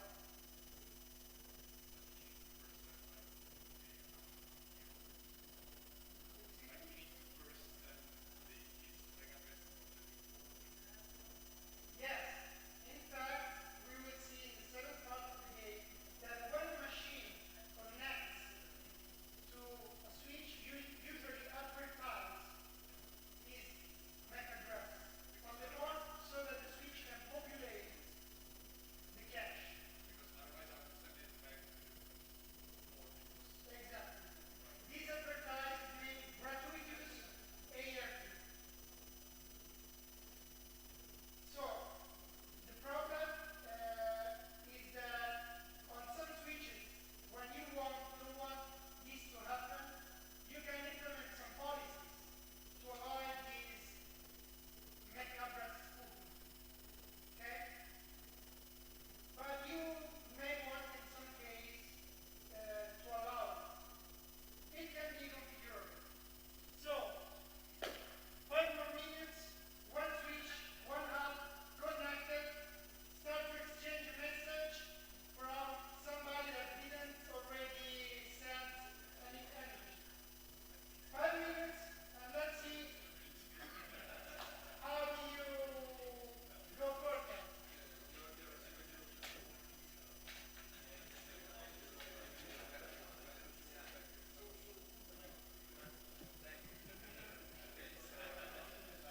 So, these pages have been completed by everybody, right? Did you write the VKMC message? Everybody? You're still here? So, Yeah, yeah. Okay, so let's start from here. Who is not one? We didn't went through, and go on. One switch, one hub connected. Start. 5 minutes. Okay, you can cheat. You can cheat. That's it.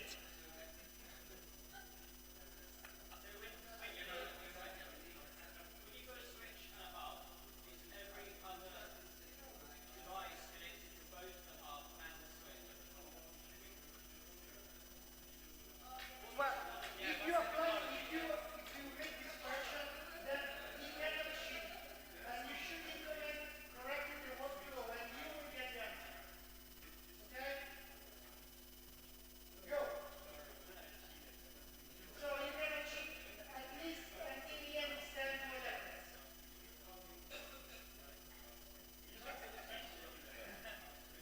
Go, go, go.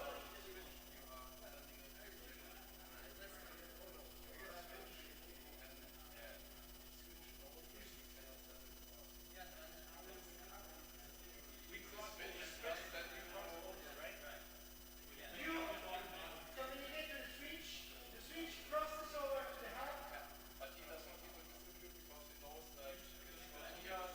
One device here sends to one device there. Exactly.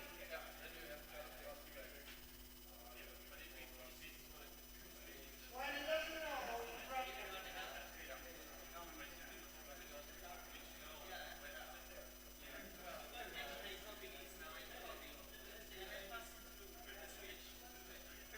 when the switch doesn't know, the switch tunes. Okay?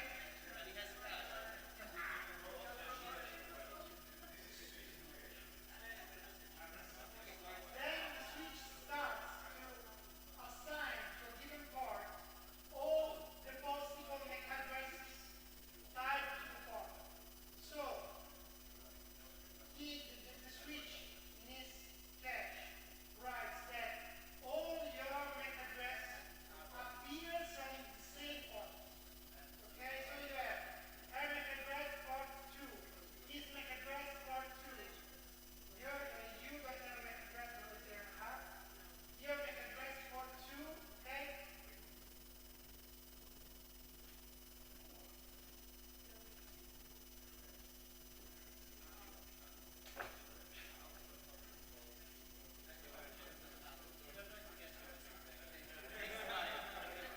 Switch, remember, when you are connected to a hub, the key is always the MAC address, but the part should not be unique. Okay? So you can have many MAC address binding to the same part. Okay? Okay. That's it. You get it.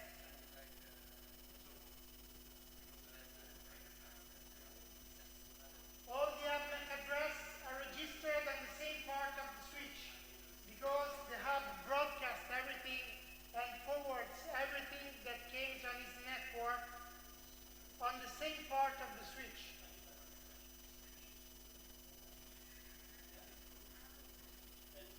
Questions of that on that? Is that clear?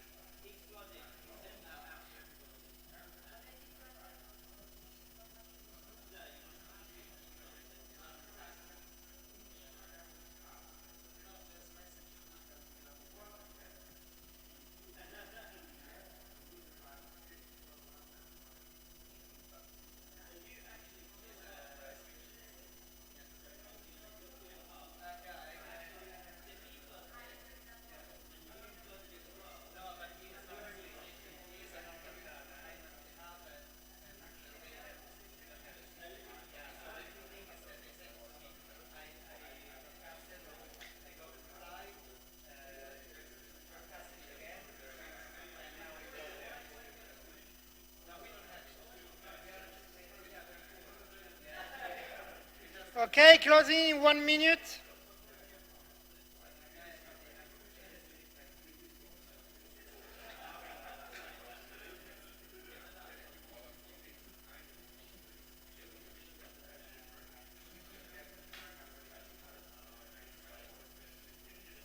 Done.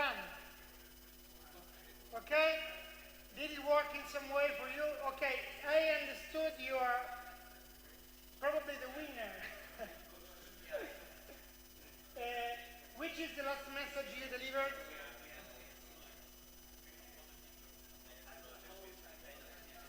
Okay, which is the last message you delivered? Which one? We're inventing messages. Okay. So there can be no winner because I was expecting, somebody told me I was reaching the K1. Okay, that's fine. So, well, I wanted to go further with the router, but I think it's enough. If you're interested in, we can find a way to plan the router one with IP addresses, ARP, and so on. It's 1 more hour, I think. Starting from what we learned today. And, well, just a closing stuff. So this is the router's topology. So 4 people in 2 switches and the router, probably 3 on the one side, 4 on one side, and one of the people will make the router, but it's not for today. If you're interested in, you can Twitter me, and if we reach the critical mass, we can go on. So, all that stuff, it was, no, I didn't want to teach you anything. I want just you to meet people and know your name with each other. We don't know what else, we know what Mac address. No.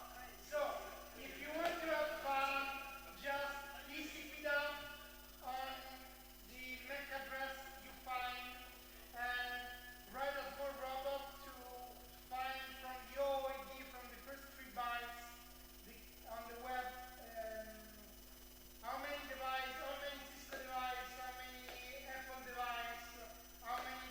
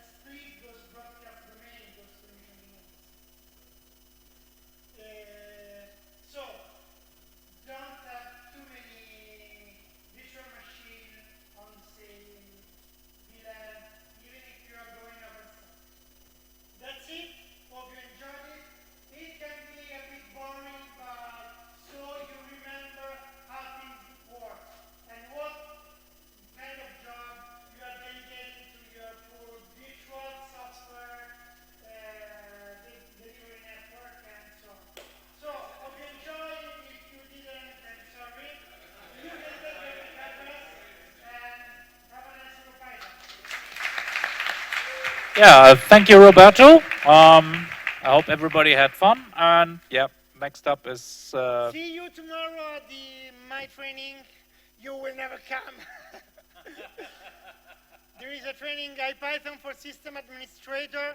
If you are interested in, please contact me because you have to download the Docker image from Docker Hub that is already cooked up. So if you're interested in tomorrow training, download, git Docker pull the image, please. Contact me on Twitter or whatever, and see you.